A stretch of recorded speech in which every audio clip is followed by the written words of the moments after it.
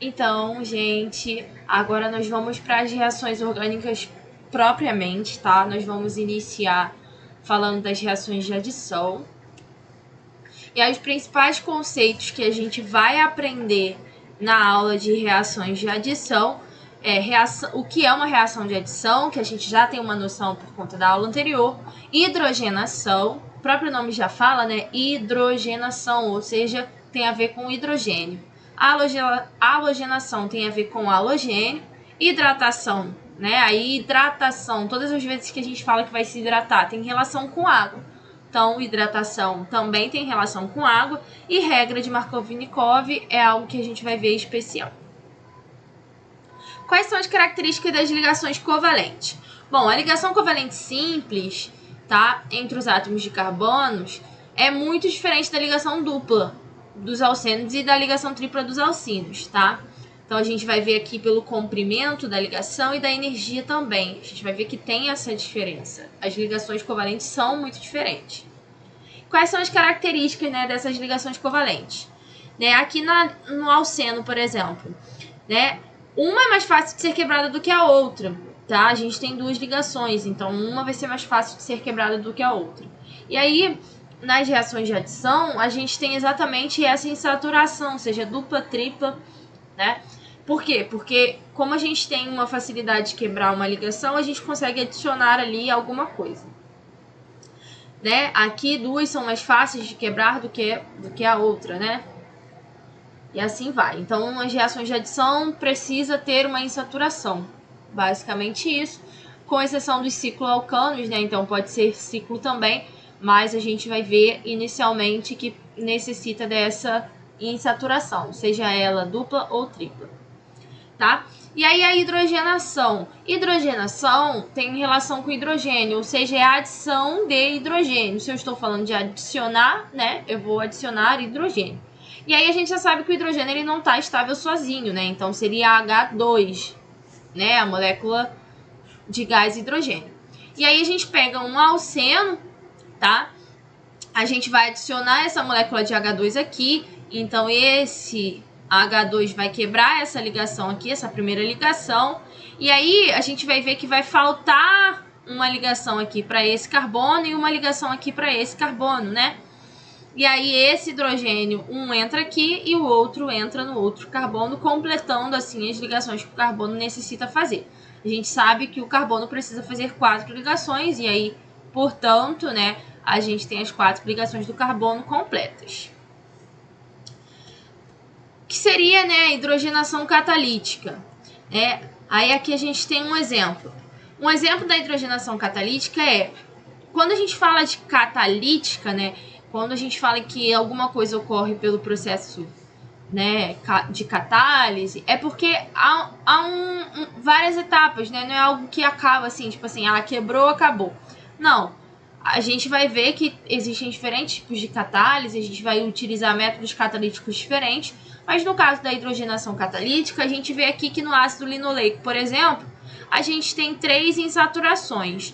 A gente quebra uma dessas insaturações com H2, tá vendo? Quebrou a insaturação, restaram 2, e aí a gente continua o processo, né, com H2, e aí quebra mais uma ligação, e aí depois quebra a última ligação. Isso é hidrogenação catalítica, né, por meio de um método catalítico, tá? Ou seja, é contínuo.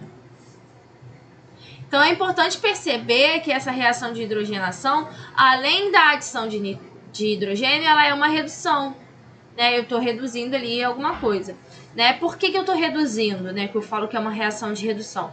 Porque a gente vai ver que o NOx se muda. Então, se esse H é mais, esse carbono tem que ser menos 1. Porque esse H é mais, então esse carbono também tem que ser menos 1. Quando a gente quebra essa tripla ligação e a fica com dupla, eu tenho 2 hidrogênios agora. Então, eu tenho mais 1, então esse tem que ser menos 2. E aí, a mesma coisa com as ligações simples. Então, esse NOx, o carbono, tem que ser menos 3.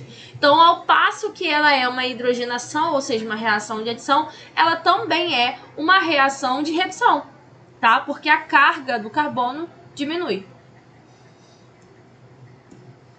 E aí a gente tem a adição de HCl ao eteno. Aqui a gente já está vendo que é um outro exemplo, porque hidrogenação a gente tinha HH, né? Só adição de hidrogênio. Aqui a gente tem adição de um hidrogênio e de um halogênio, né? Então é uma reação de hidrohalogenação, vamos dizer assim. E aí a gente tem, então, a quebra dessa ligação e um hidrogênio entra no carbono e o cloro entra no outro carbono. Mesma coisa, só que ao invés de a gente adicionar 2 hidrogênios, a gente adiciona o halogênio e o hidrogênio. A gente também tem a halogenação, então eu tinha hidrogenação, hidrohalogenação e halogenação. Então, hidrogenação, apenas adição de hidrogênio. Hidrohalogenação, adição de hidrogênio e halogênio. E halogenação, apenas adição de halogênios. Então, eu tenho moléculas apolares de halogênio, que é o caso do Br2, Cl2, F2. Então, a gente quebra esse daqui quebra essa dupla ligação, e aí a gente tem a formação do produto, né, que agora é um produto saturado. E aí a gente chama, no caso da halogenação, né, esse exemplo de bromação. Por quê? Porque eu estou adicionando bromo. Aí a gente pode ver que esse aqui é vermelho e aí o produto é incolor, né, após a reação. Então, aí é mais um indício de que uma reação ocorreu, porque mudou de cor. Então, isso é um dos indícios de ocorrência de reação. A hidrogenação do eteno forma a obtenção de etanol em alguns países. Então, a gente pega aqui um eteno, usa aí, no caso, a água, e aí a gente forma o etanol, tá? Então, a gente agora tá falando, se eu tô adicionando água, eu estou falando de hidratação, porque agora a adição é de água, tá? Então, percebam que cada nomezinho é específico daquilo que eu estou adicionando, ok? Aí a gente tem, então, exemplos de hidrogenação e halogenação, né? No caso dos alcinos. E aí esse AB aqui, né, quebra essa tripla ligação, e aí a gente tem a formação do produto, que pode ser cis ou trans, então pode dar isômeros, né? Então, uma reação não necessariamente tem um único produto, pode dar esses isômeros, e aí a gente já viu o que é isomeria cis e trans. A gente já sabe que é quando estão os dois para o mesmo lado, né, seria cis, e quando estão de lados opostos seria trans. Aí aqui é um exemplo, né? A gente tem a quebra dessa tripla ligação aqui através da cloração, né? Você tem a adição do cloro aqui, aí o cloro entra como trans, né? E aí eu posso novamente fazer a cloração e acabar com esses dois hidrogênios aqui. Acabar com esses dois hidrogênios. Não, perdão. Na verdade, a gente quebra essa dupla ligação, né? E aí entra esses dois cloros, aí fica 2 cloros e os 2 hidrogênios. Aí aqui a gente tem um próximo exemplo, onde a gente tem mais uma vez um alcino, a gente quebra essa tripla ligação. Só que, por que aqui a gente tem uma ligação simples? Porque essas reações, elas ocorrem em diversas etapas. Mas a gente não vai ficar focando muito nessas etapas. O que a gente precisa entender é o que ocorre nessas reações. E aí, quando ocorre a quebra dessa tripla por um mol, e aí forma a dupla, né? Seria basicamente isso aqui, forma a dupla. E aí, outro mol desse cara aqui vem, né? Quebra a outra e forma aí o mesmo produto do de cima. Então, aqui, na verdade, a gente está vendo as duas etapas. Aqui a gente está vendo como se fosse uma etapa só, o que, na verdade, ocorre em mais de uma etapa. E aí, a regra de Markov-Nikov, né? O que seria isso? Bom, a regra de Markov-Nikov diz que o átomo de hidrogênio ele tende a se adicionar ao carbono com maior número de hidrogênios, ou seja, aquele que é mais hidrogenado, né, ou menos substituído. E com isso, o halogênio é adicionado ao carbono com menos átomos de hidrogênio, ou seja, mais substituído. Então, hidrogênio no menos substituído e o halogênio no mais substituído, tá? Onde há a substituição maior de hidrogênios. Então, observe a reação entre o 1-metil-ciclohexeno e o HBr. Aqui a gente tem esse cara aqui e esse cara aqui, né? Quando houver essa quebra aqui. Então, a gente tem a entrada do H e a entrada do BR. E aí, a gente vai ver que o H entra aqui e o BR entra aqui. Por quê? Porque aqui eu tenho um carbono com um hidrogênio. Aqui eu tenho um carbono que não tem hidrogênio, ou seja, esse carbono foi mais substituído do que esse, né? E aí, como houve essa substituição maior aqui, esse bromo, né, que é o halogênio, entra aqui, ok? Então, ele entra no carbono mais substituído e o hidrogênio no menos substituído. E não ao contrário, né? O bromo onde tem o H e o H onde tem o CH3. Não estaria correto. Então, é formado com maior rendimento esse produto aqui. E aí, a regra de Markovnikov, novamente, né, mostra isso. Aí, aqui a gente tem 2 carbonos, aqui a gente não tem hidrogênio nenhum, aqui a gente tem hidrogênio, então a gente vai ver a entrada aí do bromo, né, e do hidrogênio. Então, o bromo entra aqui, ó, e o hidrogênio vai entrar aqui onde tem esse H. Que seria o menos substituído. Ah, mas professora, tem o CH3 aqui. Beleza, mas aqui eu não tenho hidrogênio nenhum, porque eu substituí por isso tudo e substituí por isso. Então, mesmo que ele tenha essa substituição aqui, ele ainda é o menos substituído por conta desse hidrogênio aqui. Tá? Então, é isso que ocorre. Em meio com peróxido, ocorre anti-Markovnikov, ou seja, é ao contrário. O bromo vai entrar no menos substituído e o H vai entrar no mais substituído, tá? E aí a gente diz que é anti-Markovnikov, é o contrário. Então, em meio de peróxido, o que ocorre é o contrário, tá? E aí, peróxido a gente sabe que é quando tem 2 oxigênios e o NOx dos 2 oxigênios é menos 2, tá? Aí, quando isso ocorre, a gente vai ver que aqui vai entrar o H, né? O contrário daquela que a gente tinha visto anteriormente, ó, onde o bromo entrava aqui. Então, o bromo agora entra aqui e o H entra aqui. Alcinos também estão sujeitos a produtos de reação anti-Markovnikov quando reagem com HBr na presença de peróxido. Então, é a mesma coisa, né? Quando reage na presença desse peróxido, vai ocorrer reações anti-Markovnikov. E aí, há uma mistura de cis e trans.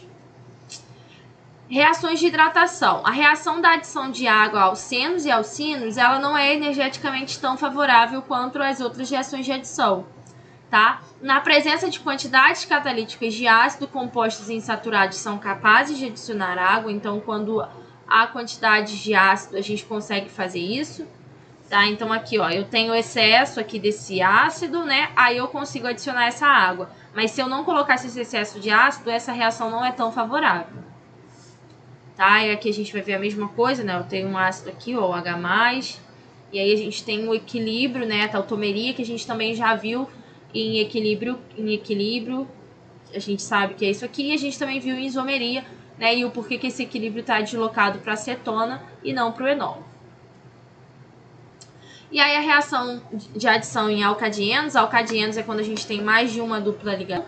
Então, o modo como a adição vai ocorrer depende da posição das duplas, que classificam os dienos como eles são apresentados aqui. Então, a gente tem dieno acumulado quando essas duas duplas ligações estão no mesmo carbono, dieno isolado quando estão separadas por pelo menos 2 ligações simples, e conjugado quando é separado por uma única ligação simples.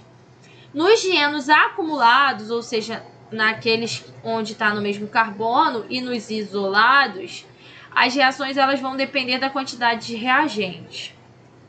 Tá? Então, aqui eu tenho um HCl, quebra uma dupla só e aí fica uma outra. Com 2 mols eu já consigo quebrar as duas. Então, depende da quantidade de reagentes. Aí, nos conjugados, né, ocorre uma reação de adição muito especial, que é o que a gente chama de adição 1,4. Ou seja, vai entrar no carbono 1 e entrar no carbono 4. Tá? Então, o H entra aqui no carbono 1, seguindo a regra aí, tá? E o outro no carbono 4, ou seja, a adição 1,4. Na hidratação total desses dienos acumulados, o produto final será uma acetona, porque o intermediário é um diálcool no mesmo carbono, né? Então, quando a gente tem a adição dessa água aí nos dienos acumulados, ou seja, está no mesmo carbono, a gente vai adicionar 2 hidroxilas no mesmo carbono. E isso vai fazer com que o composto seja muito instável. E aí ele vai formar, na verdade, uma cetona e vai haver aí a liberação da água através do rearranjo. E aí a gente pode também ter reações de adição em ciclanos ou cicloalcanos, tá? E aí a gente tem teoria das tensões, né? A gente tem aí o ciclopropano, ciclobutano, pentano, ciclohexano. Então, quando a gente diminui a diferença entre o ângulo real e o teórico, tá? A gente aumenta a estabilidade. Então, o hexano tem uma estabilidade maior que o ciclopentano, por exemplo. E aí, sucessivamente, né? Por conta quando você dobra muito a ligação, você muda muito o ângulo da reação, você muda muito o ângulo do que deveria, né, da ligação. Então, você diminui a estabilidade. Então, os ciclanos com 3 ou 4 carbonos, eles preferem reações de adição, tá? E você consegue adicionar, por exemplo, hidrogênio aqui, você adiciona, você quebra o ciclo e adiciona. Por isso que é possível, porque você quebra aquela ligação e forma, na verdade, um produto de cadeia aberta. Né? Aí você quebra aqui, aí vai entrar um, né, em cada carbono da quebra da ligação. E os ciclanos com 5 e 6 carbonos, eles são estáveis, tá? Então, eles preferem reações de substituição. Então, a gente, na verdade, não adiciona nada, a gente substitui algo. Né? Aí a gente tem, por exemplo, o ciclohexano, eles são estáveis, e aí tem as conformações dele em barco, em cadeira, né? E aí a gente vai vendo isso. Então, resumindo, são estáveis os ciclos com 3 e 4 carbonos, então eles vão preferir as reações de adição, e os de 5 e 6 carbonos são estáveis, preferem reações de substituição. E aí, adições a carbonila, né? Carbonila seria C-O. Então, a carbonila também faz reação de adição. As mais importantes são quando a gente tem um aldeído e aí a gente adiciona e forma um álcool primário, né? A gente adiciona hidrogênio na carbonila formando um álcool. Perceba que entra um hidrogênio aqui nesse O e um, né, no carbono. E aí a gente também tem a adição na acetona, e aí a gente forma um álcool secundário, né? A mesma coisa, um hidrogênio entra no oxigênio e o outro no carbono. Resumindo, as principais reações nos ciclanos, então a gente tem ciclos com 3, com 4, tá? Que preferem reações de adição. Com 5 até ocorre em altas temperaturas, com 6 nem ocorre, né? E a gente está vendo aqui. Quando a gente tem halogênio, aí com 5 carbonos não ocorre, tá? Aí tá mostrando algumas reações. E é isso, galera. Até a próxima.